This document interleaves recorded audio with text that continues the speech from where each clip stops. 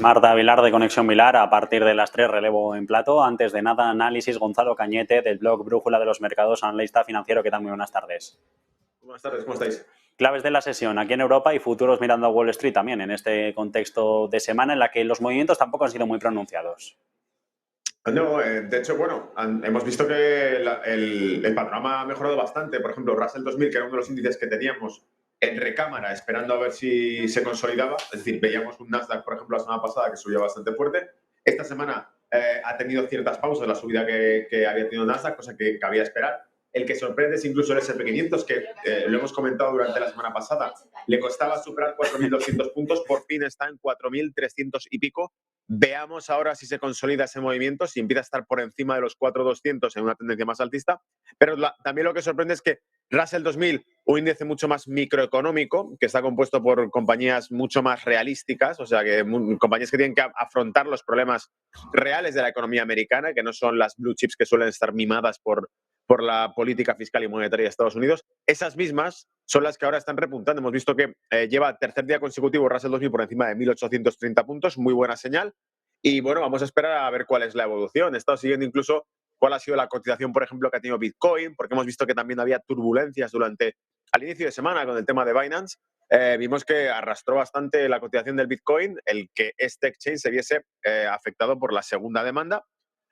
Pero fantástico, ha hecho soportes muy sólidos, los publiqué en mis redes, tanto en Twitter como en los canales de YouTube, para un posible rebote justo con esa bajada que tenía el lunes, y ha funcionado muy bien. Recuperó prácticamente el día siguiente toda la caída que había tenido Bitcoin y ahora está a medio camino de volver a atacar esa zona de esa media 200 que tiene para ver si consigue estabilizarse por encima de 27.000 puntos. El oro, por ejemplo, también lo estamos viendo que está ligeramente frío, está en torno a 19,64, es decir, $1.964 la onza aproximadamente, 65, lo cual nos quiere decir que en realidad hay cierta fortaleza en el dólar. Esto descuenta indirectamente que el mercado no está viendo todavía claro que hay una pausa en la subida de tipos de interés de la semana que viene, que la política monetaria de la Reserva Federal vaya a ser más suave, todavía no lo tenemos claro. Ahora está hablando Marta, presidente, del tema del balance de la Reserva Federal, cosa que es súper importante analizarla porque es lo que realmente va a mover el valor del dólar. Pero de momento, en fin, estamos viendo que se estabilizan bastante los precios, que la bolsa americana funciona en positivo, la bolsa europea un poco más pausada. Estamos viendo la sesión de hoy bastante rezagada, con poco movimiento, probablemente viendo, pues, por ejemplo, la bolsa alemana sin romper los máximos que ya marcó hace unos días. Por lo tanto, yo creo que nos está indicando prudencia y, entre tanto, los futuros de Estados Unidos recuperando terrenos que llevaban perdidos, porque lo que están haciendo es sincronizarse un poco con el mercado europeo por el momento.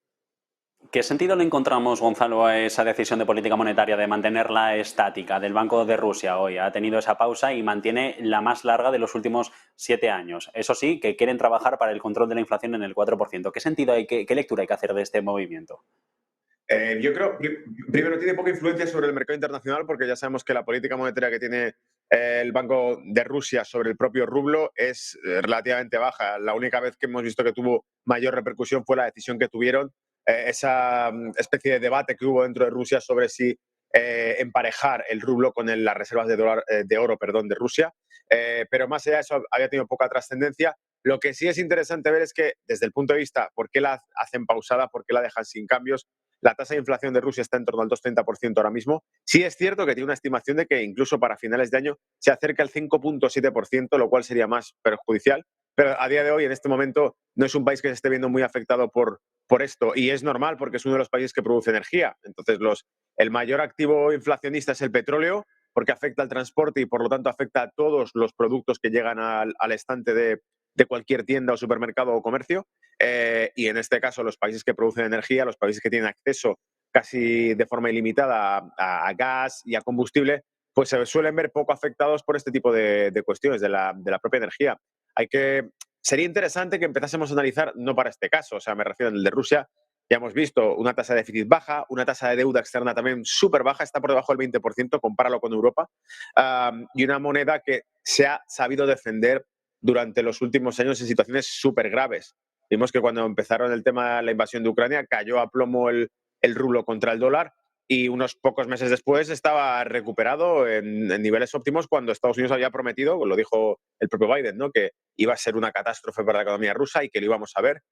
No ocurrió Y no solo eso, en 2014, cuando se empezaron a crear tensiones entre Ucrania y Rusia y demás, hubo una bajada brutal del precio del combustible que afectaba al rublo. O sea, todo está muy aparejado el valor de la divisa con la energía, porque es casi el 70% de la balanza comercial, el 68% creo que es, del año pasado, la balanza comercial de Rusia. Gonzalo, vamos a tener que pausar precisamente por Rusia. Sí. Gonzalo Cañete, del blog Brújula de los Mercados, muchas gracias por haber estado en Negocios Televisión. Y precisamente nosotros nos vamos al directo que estábamos esperando durante toda la jornada. Habla el presidente ruso, Vladimir Putin,